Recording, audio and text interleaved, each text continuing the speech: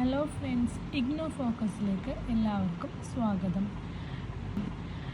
December എക്സാമിൽ result വന്നു എന്ന് എല്ലാവർക്കും അറിഞ്ഞു കാണുമല്ലോ. അപ്പോൾ ഇന്ന് നമുക്ക് റിസൾട്ട്സ് എങ്ങനെ ചെക്ക് ചെയ്യാമെന്ന് നോക്കാം.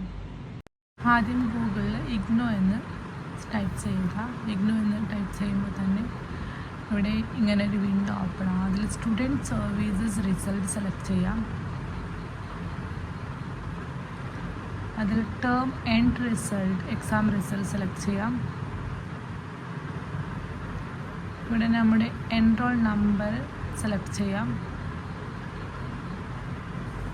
എൻറോൾ നമ്പറിന് താഴെയായിട്ട് സെർച്ച് ബട്ടൺ നമുക്ക് കാണാൻ സാധിക്കും. അതൊന്ന് ക്ലിക്ക് ചെയ്യാം. അത് ക്ലിക്ക് ചെയ്യുമ്പോൾ ഇങ്ങനൊരു വിൻഡോ ഓപ്പൺ ആവും. ഇതിൽ ഒരു സബ്ജക്റ്റിൻ്റെ മാർക്ക് മാത്രമാണ് ഇപ്പോൾ അപ്ലോഡ് ആയിട്ടുള്ളത്.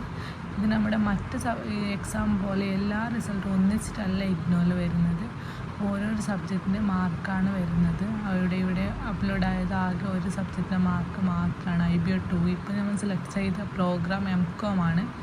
അപ്പോൾ ഈ MCOMലെ ഒരു സബ്ജക്റ്റായ IBOൻ്റെ മാത്രമാണ് ഇപ്പോൾ മാർക്ക് ഇവിടെ അപ്ലോഡ് ആയിട്ടുള്ളത്. വീഡിയോ ഉപകാരപ്പെട്ടെങ്കിൽ ഒന്ന് സബ്സ്ക്രൈബ് ചെയ്യാനും ലൈക്ക് ചെയ്യാനും ഷെയർ ചെയ്യാനും കമൻറ്റ് ചെയ്യാനും മറക്കരുത്.